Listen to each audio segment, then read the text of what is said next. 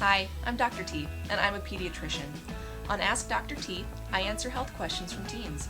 Questions ranging from safe sex to self-love to questions about body parts. Let's get this episode started.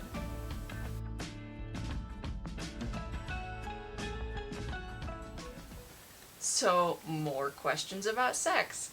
For these sets of questions, they're going to be more related to female anatomy. Let's see here. First question.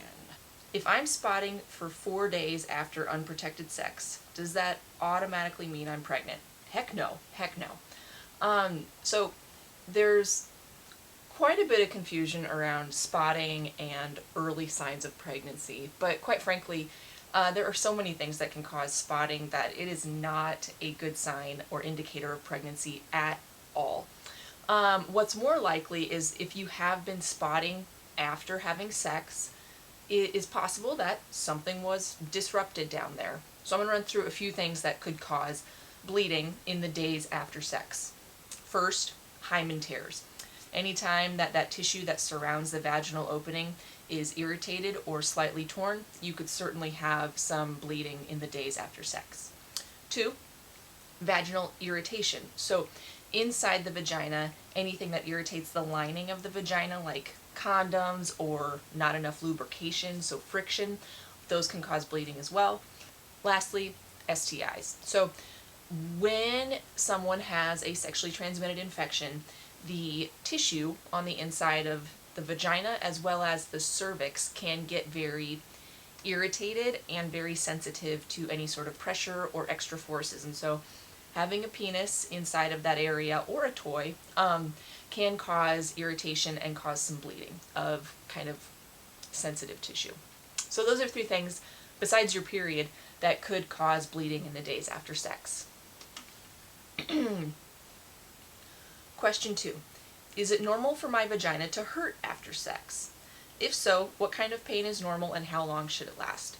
So yes, certainly. It's quite possible for the vagina to be a bit sore after anything is inserted into it, larger, not necessarily with a tampon, but a penis or a sex toy, anything inserted into the vagina can certainly cause a little irritation. So either irritation from the condom, irritation from lubrication, friction can cause a little bit of pain or irritation to the lining of the vagina.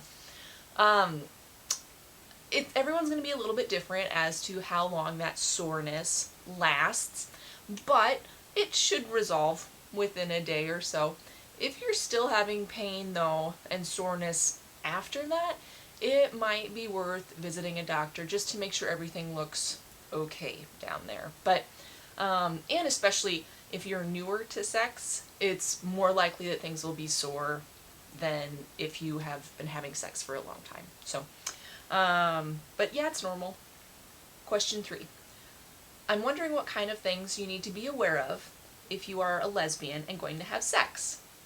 That is a wonderful question. So if you are a lesbian and strictly engaging with sex or intimate acts with females to female, some things that you should be aware of.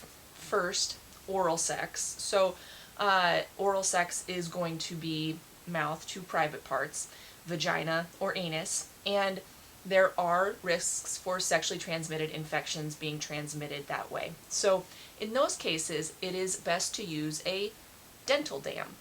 So dental dams are essentially like square pieces of condom.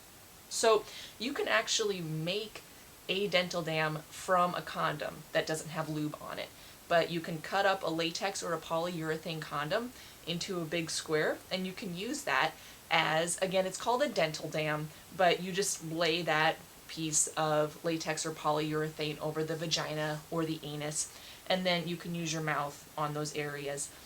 And the reason is because sexually transmitted infections. It is possible to pass things on from private parts to mouth. That includes gonorrhea and chlamydia, herpes, and HPV. So we don't routinely check for HPV in younger people.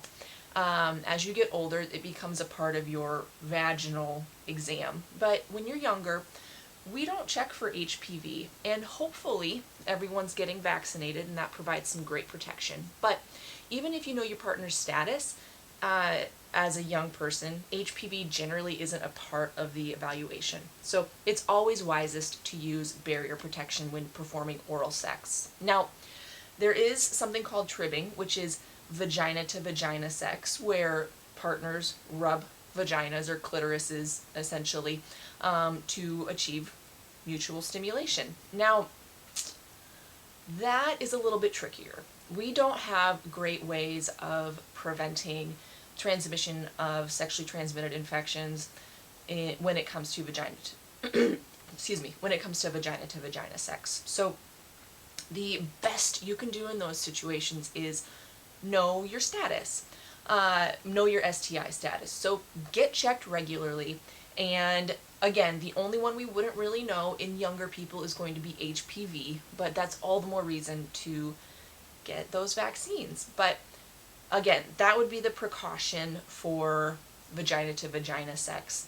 But that's a wonderful question. We really don't talk about it a whole lot, but there are some precautions that can be taken when females are having sex with each other. Oh yeah, also, so if you're using toys, it is possible to transmit STIs on sex toys. So it's a good idea to wash off every time.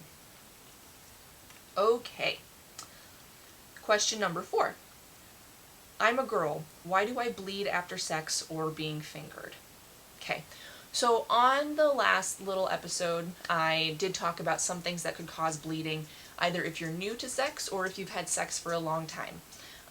So in this particular situation, one, being fingered, make sure your partner's fingernails are well groomed, because it's certainly possible to cut the inside of the vagina and cause some bleeding. Also, to reiterate, sexually transmitted infections can cause the tissue inside of the vagina and on the cervix to be very sensitive to touch, and so if you have an STI, you might bleed more easily with fingering or with a penis inserted. And lastly, things that can cause bleeding with a penis inserted would be hymen tearing, latex allergy to the condom, or dryness or friction. If you're rubbing without enough lubrication, that can cause some irritation to the vaginal wall and cause some bleeding. In those situations, lube up. Question number 5. Will having a septate hymen cause really painful sex? Do I need to have the surgery? Okay, so septated hymens.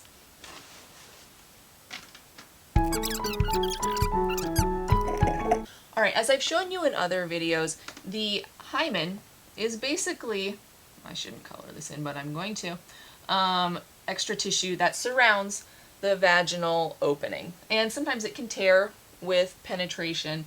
Sometimes it's already pretty darn loose anyway, or it's been torn because of other activities, so not everyone's the same. But there is a condition where there is, so septate, meaning there's a strand of tissue that runs through the middle of the vaginal opening. So here's the septum right here. If you see a doctor for this condition, the first thing they can do rather than surgery is give you some dilators, or little rubber things that you can put into your hymen to slowly stretch out the septate and the hymen. They come in small to large sizes, so you just slowly go up in size until the septum has been moved enough to the side. Sometimes surgery will be necessary, and I would have you rely on your doctor's advice for if surgery is necessary. But if you've been told you have a septate hymen and you are interested in having sex, it's certainly possible to try to insert a penis. Disclaimer, it will bleed because you will probably tear this and it will probably hurt. But If your doctor has not made any mention of surgery and you're using dilators, sex with a septate hymen is certainly possible. Just be aware that you've got nerves in there and you've got blood supply in there, and it could bleed and hurt. So talk to your doctor if you are wondering if surgery is totally necessary. That'll do it for the first round of questions about sex with female anatomy. And remember, if you have a question for Ask Dr. T, you can either respond in this video or submit through my website, askdrt.net.